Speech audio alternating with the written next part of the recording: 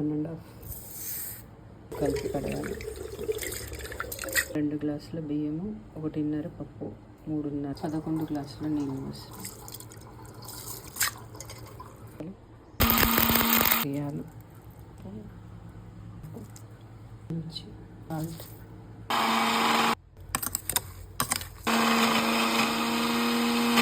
పచ్చిమిర్చి, ఉప్పు పేస్ట్ ఇందులో వేసేయాలి.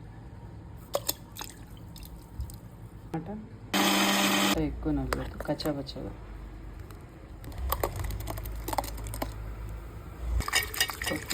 కొత్తిమీర 2 స్పూన్ల నెయ్యి వేసి 5 విజిల్ వచ్చే వరకు స్టవ్ పైన పెట్టి దించాలి.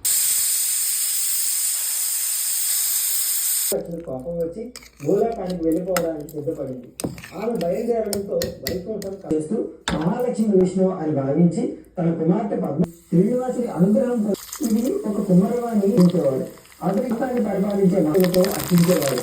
కానీ ప్రతిరోజు అతను అర్చించిన మంగళాపురం ఎదురుగా అక్కడ బతుకొని ఉండేది. కన్నవాడు ఈ విషయాన్ని గమనించాడు. తాను పెట్టిన ఇక్కడ నా సన్నిధానానికి వస్తున్నాయి. నువ్వు పెట్టిన బంగారు పూలు అతడు పెట్టిన పూలను నిలవలేక మిక్కిలి ఆశ్చర్యపోయాడు. రాజు భీముడి దగ్గరికి వెళ్ళి, నువ్వు స్వామిని మట్టి పూలతో పూజిస్తున్నావు ఎందుకు? నీకు పూజకి పూలు దొరకడం లేదా? నువ్వు సారిని తిప్పుతూ వచ్చిన మట్టిని పువ్వుగా చేసి స్వామివారి దగ్గర పడే విధంగా విసరడం విచిత్రంగా ఉంది. మీరు నివేదన చేయించమని చెప్పాడు. ఆనాటి నుండి ఈనాటికి స్వామివారి సన్నిధానంలో ఆ ఆచారాన్నే పాటిస్తూ మట్టి కొండలతోనే ప్రసాదాన్ని స్వామివారికి నివేదన చేస్తూ ఆరాధించడం జరుగుతుంది.